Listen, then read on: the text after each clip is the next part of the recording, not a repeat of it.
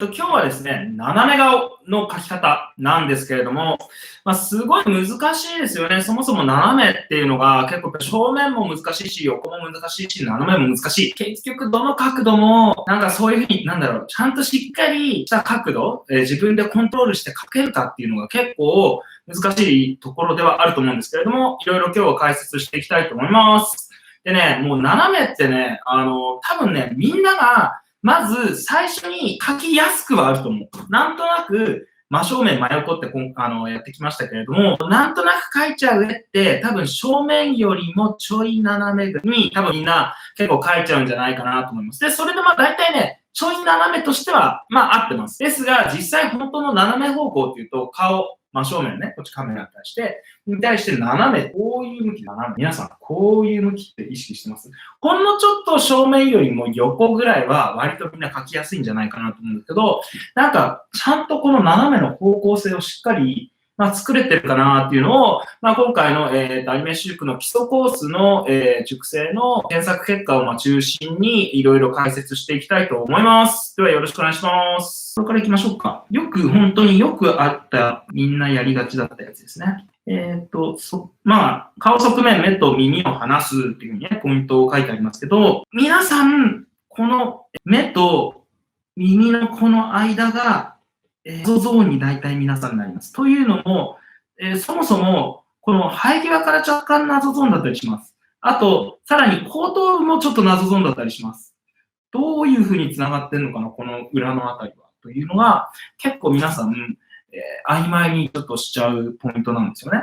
で、さらにそこから体まで繋がってるともう混乱しちゃう、もう無理ですっていうふうにだんだんね、もう肩まで行ったらもうお手上げみたいなふうにだんだんなっちゃうんですけど、一回もうちょっと整理してみましょう。まず、斜めの方向性を作るっていう意味では、とにかく側面が大事なんですよ、側面。側面をどうやって作るかっていうことですね。側面どうやって作りゃいいのってね、まずね、本当にね、粘土とかと同じです。簡単な形からいきましょう。最初、こんな練り消しとかでいいっすよ。練り消し自分の持ってるかな、みんな。そう。練り消しとかで、こんな簡単な形2つ作ってください。これだけで一応方向性はできたと思いません？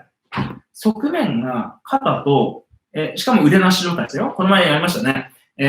肩難しすぎるから腕なしで考えようって。で、その肩の感じと頭のこの側面の感じを大体合わせて、で、最初こんな感じでグリグリグリと適当にちょっと目とか描いてみてください。もうこんなんでいいんで。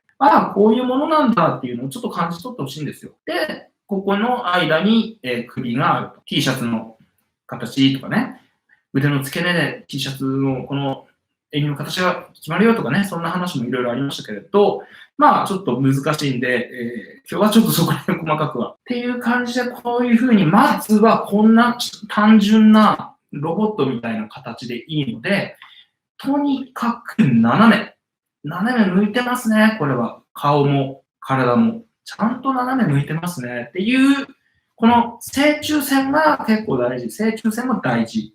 そして体の側面も大事。この2つによってちゃんと斜めの方向を向くと。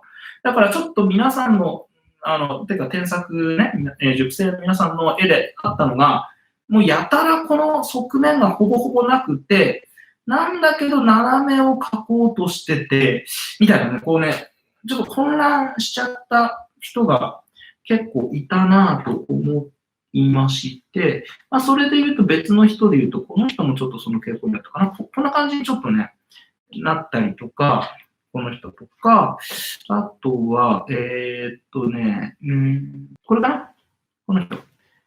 これはもともと体をちょっとねじってるみたいな気分かな。どっちも少し斜めに対して若干、こう、顔、てか目だけが斜めで、顔がとか、あるいはその頭が、髪の毛がとかね、いろいろこうちょっと曖昧になってしまっているので、そういうところを、しっかり、こう書いてあるんですね。こういう単純なやっぱり図形、単純な、立体物からちゃんとベースを取っていった方がいいんではないんですかっていうような解説をいろいろしています。単純な形で斜め方向を作ろうねっていうことですね。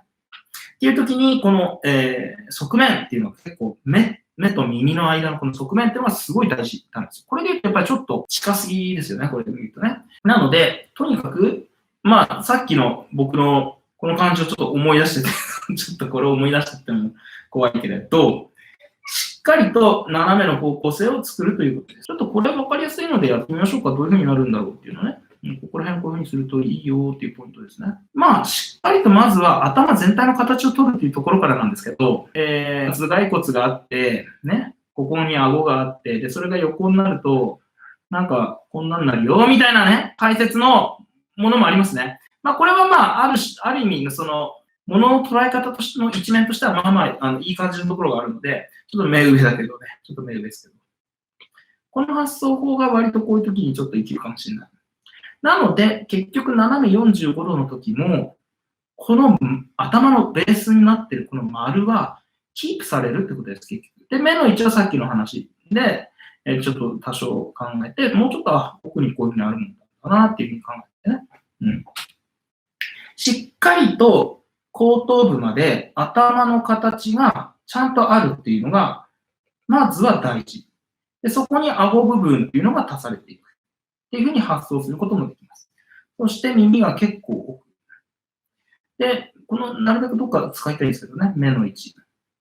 で、ポイントがね、この奥の目っていうのが結構皆さん、輪郭ギリギリの人が結構いました。輪郭ギリギリ。まあ、これも斜めのどの角度かにもよるんだけれど、輪郭ギリギリよりかは、ちょい奥の方が立体感は出ます。それも後々ちょっと説明したいと思うんですけど、眉毛がこう、斜めにこう出て、で、口がちょっと逆に後ろに下がるみたいな、こんな形に、いや、とにかくね、斜めはね、難しいんですよ。で、これもね、ある程度身も蓋もないですけど、今日僕はこうある程度理屈を話しているのは、結局形を覚えるときに、こう書くとそう見えるんだっていう形を覚えてほしいんですけれど、それでもやっぱりまあ理屈ってある程度あった方が応用が効くので、そっか、そういうふうに考えれば、自分でゼロから書きやすいよね、そういうポイントでもあるので、まあいろいろ今、原理的に解説しています。なので、今のこの人の絵で言うと、後頭部がちょっと、どこ行っちゃったかが曖昧になったので、しっかり取ってほしいかなっていうふうに、思いましたね。首とかね、ちょっとね、ここで解説するのはちょっとね、いろいろとっちらかっちゃうので、ここはここまでにしとこう、この人。っていう感じで、この人も側面を作った方がいいよとかね。あと、こう、生え際を作った方がとかね。あと、こういうか、次どこの話しようかな。うまい。普通にうまいってね。こうドアップしても結構うまい感じ。で、僕はこんな感じに直したよっていう。こっちの目に関してっていう気はします。目の描き方、斜め目の描き方っていう風にしましょうかね。僕は。こんなもんでしょうかね。で、皆さん、目の描き方で結構曖昧にしちゃう人の特徴としては、なんかね、これで勝負しようとみんなしすぎなんですよ。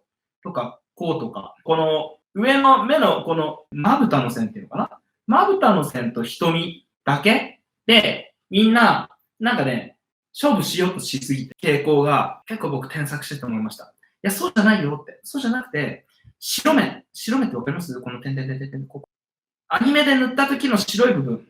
皆さんのね、発想法でいろいろ解説、立体とかをさせていただくと、整合性を持ってね、いろんな角度で言わせてもらうと、この白目までをちゃんと、なんとなくこれでは、これがですよ、奥に行ったら、どうなるんだろうみたいな、まずこいつをですね、うまく流用というかこう考えてですね、まずこいつをコピペして、コピーしてこう貼り付けして反転しちまおうというのは一つ工作として考える。これちょっと多分発想としてできますよね。考えたら、こう、正面から見たらこんな顔してんだろ、きっとこいつと。こうすりゃいいんじゃないってみんなちょっと思っちゃいませんか？こういう発想こう、ね。これちょっとね、なんかかっこ悪いよね。なんか変ですね、これはね。これは変ですよね。だけど、で、僕の方でおすすめする書き方っていうのは、こうですよっていうのですね。こういう形。直線ベースで、取っちゃうと。しかもね、若干ですか、好みというか美的感覚じゃないけど、僕の本当に趣味思考の問題になったのかもわかんないですけど、気持ち僕斜めに取るんですよ、こうやって。しかも。手癖かもわかんないです、僕も。だけど、こうすると、目線がね、顎引いてるみたいになって、ちょっと、引き締まる感じがあるんですよ。で、ちょっと、僕のやつちょっと見てください。気持ち軸斜めじゃないですか。ほら、目線が定まりやすいんですよね。顎引いてるっていうことになるのかな。うん。なんか、少し軸斜め気味に取って。で、なおかつ、あれ、ちょっと奥の方が目でかいな。とかね。なんかそういう多少の工夫が、細かい工夫が、あるんですよね。うん。っていうのがあったりとか、多少いろいろ、手癖とかによってテレンテクダでやってるところがあるけれど、そうじゃなくて理屈としては、この頂点が奥に行くと、ここまでのこれですよ。が、奥に行くと、まあ、割と真ん中まで行っちゃって、で、こんだけ長いこの部分が奥に行くとかなり一気に狭くなるみたいなね。っていう、この発想法とは全く違うっていうことですよね。まあ、この人は全然いい感じですけど、もちろん。もちろんいい感じなんですけど、なんかそういうことですね。あ、でもまあ瞳がやっぱ奥かなっていうのはさっき言った通りかな。ちょっと、多少この人の発想法でいくと、こう来てここにこういうふうに、まあ、骨と皮だけにしちゃって、まあ、こういう絵なので、結局はね。よりかは、やっぱり、よりかは、瞳が奥っていう発想法でしょうかね。瞳が奥ということですね。にすると、目線が定まりやすく。まあ、寄り目ではないんですけど、寄り目っぽくなってるね、結局。寄り目の方が、多少寄り目の方が、なんか視点が合いやすいかなっていうか、思いますね。じゃあ、この瞳を本当のど真ん中に置いてみましょうか、こんな感じで。ちょっと実験で。ちょっと気持ち悪くなると思いますよ。このね、何でもこう、トライアンドエラー的な感じで、あんまり良くないパターンというか、というのをこう実験として自分で書いてみて、どうなるんだろう、実際真ん中だとどんな気持ちになるんだろう、自分は、その絵を見たときに。ちょっと方向性をちょっと潰して、真ん中にしてみました、今。ちょっと気持ち悪いでしょ、わかる？まあ、ちょっと下手に書いちゃったからっていうのもあるんだけど、何か目線が気持ち悪いのわかんないですか、これ。で、なんかこういう絵みんな書いちゃわないかな。この差わかるかな。こう、真ん中で今ちょっとね、撮ってみました。いわゆる白目に対して真ん中ってことね。白目に対して大体真ん中で撮ってみたら、うすらちょっと気持ち悪いんだよね。ちょっと殴られた後じゃないけど、ちょっと視点が合ってない感じしません？っていうふうに不思議なんですよね、これね。本当にある程度こういう目線の作り方は、まあ人の工夫というか、こういう形をある程度覚えていった方がいいんじゃないかなっていう気はします。そうちょっと違和感を感じる。っていう感じで、まあ、瞳は奥で視点方向っていうか、あれか、目線方向をしっかり作るっていうことですね。っていうのが、この解説です。はい。ご視聴ありがとうございました。放送の続きを見たい方は、ニコニコ放送の有料アニメシュークチャンネル、またはアニメシュークネット村でもご視聴できます。ご参加お待ちしてます。